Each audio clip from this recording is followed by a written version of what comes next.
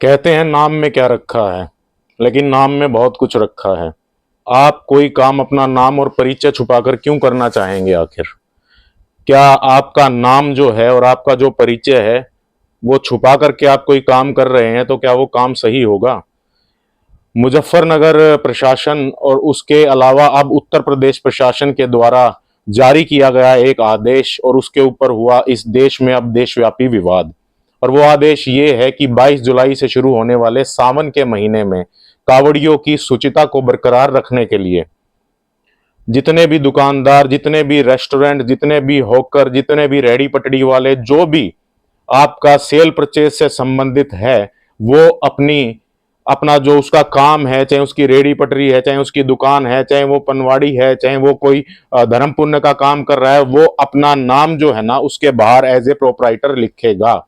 मैं आपको पहले वो आदेश पढ़ के सुना दूं जो उत्तर प्रदेश और मुजफ्फरनगर की जो पुलिस है उसका जो आदेश है। मुजफ्फरनगर यूपी पुलिस ने आदेश दिया है कि निकट भविष्य में किसी विशेष धार्मिक जुलूस के मार्ग पर पड़ने वाली दुकानें, रेस्टोरेंट और यहां तक कि वाहनों पर भी मालिक का नाम स्पष्ट रूप से प्रमुखता के साथ दर्शाया जाएगा। ये पहले यूपी में जो है ना मुजफ्फरनगर प्रशासन के द्वारा लाया गया आदेश था। अब इसके बाद ये पूरे उत्तर प्रदेश में इंप्लीमेंट हो गया है, और विशेष तौर पे जो कावड़ यात्रा का रूट है वहां पे ये इंप्लीमेंट हुआ है। अब इस आदेश के बाद all India Muslim Personal Law board, विपक्ष और कांग्रेस, जमीयत उलेमा ए हिंद और वो सारे के सारे तत्व एकदम से एक्टिवेट हो गए हैं और इसके विरोध में आ गए हैं। इस कानून में कहीं पर भी, या इस आदेश में कहें तो कानून अभी ये नहीं, इस आदेश में कहीं पर भी ये नहीं लिखा है कि ये हिंदू, मुस्लिम, पारसी, बौद्ध, जैन, सिख, ईसाई या किसी मतलब राधा स्वामी या निरंकारी या किसी संप्रदाय या धर्म पर, किसी भी धर्म या समाज के व्यक्ति को या किसी भी पंथ के व्यक्ति को इसमें कोई छूट नहीं दी गई है। सबसे पहले विरोध करने वाले लोगों ने इसको मुस्लिमों के साथ जोड़ दिया। उसके बाद इसमें यह कहा गया है कि जो खान पान का कोई धर्म नहीं होता, ये तो नाजी जर्मनी के समय होता था, हिटलर ने ऐसा ज्यूज के साथ किया था, ज्यूज की दुकानों को चिन्हित किया गया था। ये बहुत सारी बातें इसके फेवर में और इसके अगेंस्ट में की गई हैं। हम इस पर चर्चा करेंगे और इस बात पे आएंगे कि मतलब क्या मतलब इस पे पॉइंट और तथ्यों पे आधारित एक चर्चा करेंगे। सबसे पहले तो इसकी आवश्यकता क्यों पड़ी, इस कानून की क्या, इस आदेश की क्या आवश्यकता पड़ी? ये कहते हैं कि ये संविधान के अगेंस्ट है। इसकी क्या आवश्यकता पड़ी इसको लेके, और ये संविधान के अगेंस्ट है। विशेष रूप से कहा गया है कि जो आर्टिकल 16, 17, 18 में समानता का अधिकार दिया गया है, ये उसका विरोध करता है, उल्लंघन करता है, ये उसके अगेंस्ट है। तो क्या संविधान के अगेंस्ट मतलब संविधान इस बात को मतलब सुशोभित करता है? क्या संविधान में इस बात की आजादी दी गई है कि आप जो है ना मतलब अपने नाम को छुपा करके, आपका नाम अगर अकरम है, इरशाद है, दानिश है, इलियास है, मोहम्मद है, तो आप उसको छुपा करके आप जो है ना राम प्रसाद के नाम से शिवगंगा ढाबा, न्यू वैष्णो ढाबा या माँ ज्वाला वैष्णो ढाबा या आप पंडित जी टी स्टॉल, ये सब अपना नाम और परिचय छुपा करके चलाएं। संविधान इस बात की इजाजत देता है क्या? क्या संविधान इस बात की इजाजत देता है कि आप सब्जियों को, फ्रूटों को, बेकरी के सामान को अपना सलाइवा लगा के, अपना थूक लगा लगा के बेचे? क्या संविधान इस बात की इजाजत देता है? क्या संविधान इस बात की भी इजाजत देता है क्या कि जो तबलीगी जमात या जो कोरोना काल के समय झूठे बर्तनों पर सलाइवा लगा लगा के उनको जो है ना बाहर निकाल रहे थे, क्या संविधान इस बात की भी इजाजत देता था क्या कि उस समय वो बीमारी फैलाने में, आप उस बीमारी को रोकने में नहीं, उस बात को फैलाने में अपना योगदान दे? स्क्रीन पे चल रही है, ये आस्था है, ये कोई थूक नहीं रहे चमचों पे, ये बर्तनों को कोई थूक नहीं रहे। अरे आपकी आस्था के चक्कर में मैं क्यों खाना चाट रहा हूं?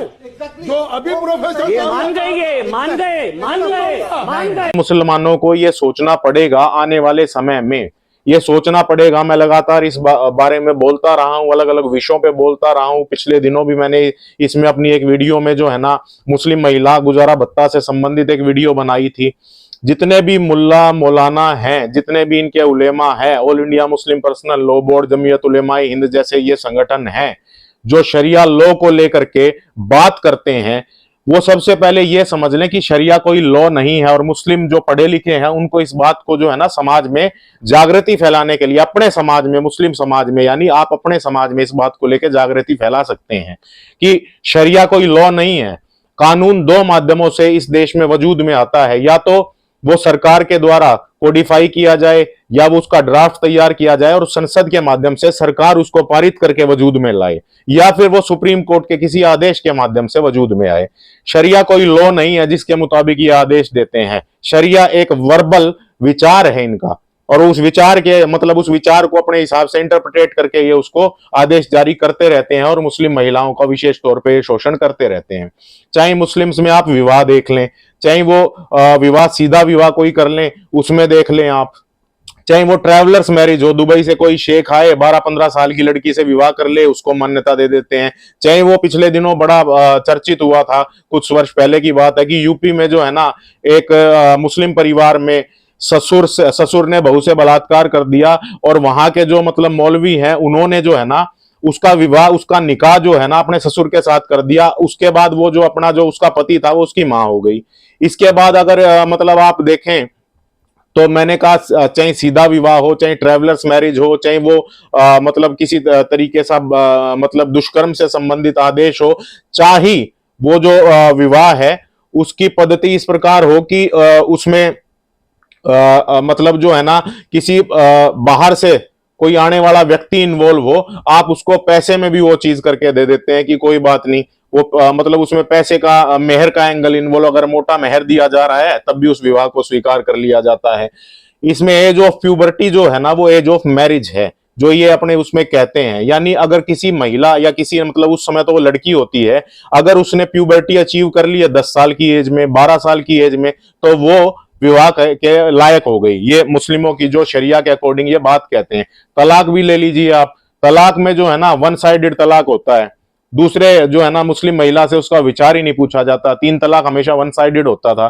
3 तलाक और हलाला जैसे जो इनके अंदर वो है, वो 22 देशों में 3 तलाक बैन है, 20 से अधिक देशों में हलाला बैन है। और तलाक के बिद्दत और अन्य किस्म के तलाकों पर अगर बात करने लगा तो बात बहुत लंबी हो जाएगी। अगर आप विवाह देख लें, आप तलाक देख लें, आप खान पान देख लें, आप रहन सहन देख लें, एक छोटी सी जगह पे, एक छोटी सी बस्ती में, एक छोटे से मोहल्ले में, एक 5000 की पॉपुलेशन के मोहल्ले में 50,000 लोगों का घुस जाना, झुंड बना के और भीड़ की तरह रहना, और वहां से फिर किसी जुलूस को या उसको ना गुजरने देना। चाहे आप वो देख लें, सड़कों पे नमाज से संबंधित देख लें, प्रार्थना पद्धति देख लें। मैंने कहा विवाह, तलाक, रहन सहन, खान पान, रहना, या मतलब प्रार्थना से संबंधित, तो जो पढ़े लिखे मुस्लिम है वो इस बात पर विचार करें कि ये जो फतवा देने वाले लोग हैं वो इससे सहमत है, इन्हें अल्लाह का इस्लाम चाहिए या मुल्ला का इस्लाम चाहिए, वो इस बात पर गहनता के साथ विचार करें। जो अब ये बात है कि आप अपना परिचय छुपा करके, इसकी जरूरत इसलिए है क्योंकि संविधान में तो कहीं हलाल को भी मान्यता नहीं दी गई है। हलाल के द्वारा सर्टिफाइड करके बॉम्बे में बैठी एक फर्म है, वो हलाल के सर्टिफिकेट बांट रही है। अगर आप हलाल मीट खाते हैं, आपके गोश्त की दुकान पर हलाल लिखा रहता है, उसमें आपको परिचय छुपाने की आवश्यकता नहीं पड़ती। अगर शाहरुख खान, सलमान खान, आमिर खान और फलाना से ढिमकाने खान जो हैं वो अपनी फिल्में अपने नाम के साथ निकालते हैं, माई नेम इज खान कह के निकालते हैं, और उनकी फिल्में करोड़ों का बिजनेस करती हैं, आपको उसमें अपना नाम या धर्म छुपाने की आवश्यकता नहीं पड़ती। अगर आपकी दुकानें जो है ना, आदिल सलून कॉर्नर, इरशाद सलून कॉर्नर और ये फलाना सलून कॉर्नर, आप अपना काम करते हैं, आप उसमें आपको अपना नाम छिपाने की आवश्यकता नहीं पड़ती। अगर कोई एक आईएएस ऑफिसर है, अगर कोई आईपीएस ऑफिसर है, अगर कोई पुलिस का अधिकारी, अगर कोई इंजीनियर है, अगर कोई डॉक्टर है, अगर कोई एडवोकेट है, अगर कोई प्रोफेसर है, वो अपने नाम की प्लेट लगाता है, अपने नाम को बाहर से उजागर करता है, तो क्या उसको अपना नाम कहीं छुपाने की आवश्यकता पड़ती है किसी भी काम में? ये फॉर्जरी भी है। अगर आप लीगल पॉइंट ऑफ व्यू से इसको लें तो ये एक तरीके से धोखाधड़ी है, फॉर्जरी। आप अपना नाम छुपा करके, अपनी पहचान छुपा करके, अपना परिचय छुपा करके कोई काम करते हैं तो ये निश्चित ही धोखाधड़ी की श्रेणी में आता है। इसके अलावा अगर आप इस चीज को भी देखें कि जो इनकम जनरेट की जाती है, ये जो ओवैसी भाई भी इस बात का विरोध कर रहे हैं, ये लोग तो कहते थे कि तुम 100 करोड़ हो, हम 25 करोड़ हैं, 15 मिनट के लिए पुलिस हटा लो, 15 मिनट के लिए पुलिस हटा लो। अब इनकी इस बात से ही मतलब जो है ना ये बेचैन हो उठे कि बिजनेस पे जो है ना, इनकी जो अर्थव्यवस्था है, इनके जो कमाने के साधन संसाधन है, उस पे अटैक हो जाएगा। वो भी मतलब जो है ना, हिंदुओं के ऊपर चल रहा है इनका बिजनेस भी, उस पे ना अटैक हो जाए, अभी इस बात पे वो हो चुके। खैर वो एक अलग विषय है कि अगर आप अपना, आपको पूरा हक है कि आप किस दुकान से सामान लेते हैं, आपको इस बात का पूरा हक है कि आप अपने धर्म या अपने समुदाय या अपने समाज के व्यक्ति को सपोर्ट करते हैं, उसके आर्थिक व्यवस्था को सपोर्ट करते हैं, किसी उस अदर को सपोर्ट करते हैं। आपको खाने पीने की पूरी आजादी है। मैं आपको एक उदाहरण देता हूं। ये कहते हैं खान पान का कोई धर्म नहीं होता, जिस बात को लेकर सारा विवाद है। अगर आप मिठाई खिलाते हैं तो वो खाने के लिए तैयार हैं, और अगर आप उस मिठाई को प्रसाद कह देते हैं तो वो खाने के लिए तैयार नहीं होते, और कहते हैं खान पान का कोई धर्म नहीं होता। ओवैसी भाई के अगेंस्ट भारतीय जनता पार्टी की उम्मीदवार माधवी लता ने इलेक्शन लड़ा, और वो आपकी अदालत कार्यक्रम जो कि इंडिया टीवी पर प्रसारित हुआ था चुनाव के दिनों में, उसमें उन्होंने ऑल इंडिया मुस्लिम AIMIM जो पार्टी है इनकी, ऑल इंडिया मजलिस से मुसलमीन का मैनिफेस्टो जो है वो दिखाया था उन्होंने उस कार्यक्रम में। तो जो ओवैसी ब्रदर हैं, जो बड़े बड़े ओवैसी भाई हैं, ससुद्दीन ओवैसी, उन्होंने ये कह के वहां पे मतलब वोट लेते हैं और प्रचार करते हैं कि अगर भारतीय जनता पार्टी का उम्मीदवार या सांसद यहां से जीत जाता है या सांसद बनता है, तो आपको बीफ खाने पे, आपको जो है ना चिकन खाने पे, आपको जो है ना मटन खाने पे, आपको जो है ना फलान ढिमकान खाने पे पाबंदी लग जाएगी। अगर खान पान का कोई धर्म नहीं है, तो ये इतने सारे उदाहरण खान पान से संबंधित, अगर खान पान का कोई धर्म नहीं है तो खान पान के चीजों पे हलाल का सर्टिफिकेट जो है ना क्यों लगा रहे हो भाई? अगर खान पान का कोई धर्म नहीं होता तो तुमने सारी चीजों पे खान पान के अतिरिक्त लिपस्टिक भी हलाल आ रही है, आपके बिस्किट्स भी हलाल आ रहे हैं, आपकी ब्रेड भी हलाल आ रही है, आपकी पेंसिल भी हलाल आ रही है, आपकी शर्ट भी के टैग पर भी हलाल लिखा आ रहा है। अगर आप हलाल के प्रोडक्ट्स लेते हैं, ये आपकी आजादी है। अगर आप इनकी अर्थव्यवस्था या तंत्र को सपोर्ट करते हैं तो ये आपकी आजादी है, आपकी स्वायत्तता है, आपकी स्वतंत्रता है कि आप किस समुदाय, किस धर्म को सपोर्ट करते हैं। जिस प्रकार से फिल्में रिलीज होती हैं, आपको पता है कौन हीरो है, कौन प्रोड्यूसर है, कौन डायरेक्टर है, और आप अपने विवेक के अनुसार फिर भी उसको देखने के लिए जाते हैं। तो इसी प्रकार से ये उस व्यक्ति के विवेक पर, स्वयं विवेक पर निर्भर करता है कि वो उस दुकान से, उस अमुक व्यक्ति से सामान लेगा या नहीं लेगा। लेकिन फिर भी मैं ये कहूंगा, हलाल के द्वारा मान्यता प्राप्त जो प्रोडक्ट्स हैं उससे अगर आप ये लेते हैं, तो आपको ये बता दूं, हलाल के द्वारा जो हलाल की इकोनॉमी है वो 1.3 ट्रिलियन की अब हो चुकी है पूरे भारत में। ये बात मैं आपको बता रहा हूं, जो हलाल के सर्टिफिकेट के माध्यम से कमाई की जा रही है वो 1.3 ट्रिलियन तक पहुंच चुकी है। अगर आप उद्योगों को जोड़ते हैं, अगर आप बिजनेस या धंधों को जोड़ते हैं, तो ऐसा माना जाता है कि जो सलून का काम है, जो फल फ्रूट्स का काम है, या जो मतलब गोश्त का काम है, या जो धोबी का काम है, वो मैक्सिमम एक समुदाय, एक कम्युनिटी के पास है, या ज्यादातर कह लीजिए कि एक समुदाय, एक मोर देन 80% एक कम्युनिटी के पास है। तो ये जो है ना, इसमें कहीं पर भी धर्म का कोई एंगल नहीं है, इस आदेश में धर्म का कोई नाम नहीं है। इसके कारण जो है ना वो आपको बता दिए, पिछले दिनों इस किस्म से जो है ना चीजें लगातार चर्चा में आई। ऐसे वीडियो जो है ना वायरल हुए जिसमें जो है ना नाम बदल करके चीजें बेची जा रही थी, जिसमें सलाइवा लगा करके, थूक करके जो है ना चीजें खिलाई जा रही थी।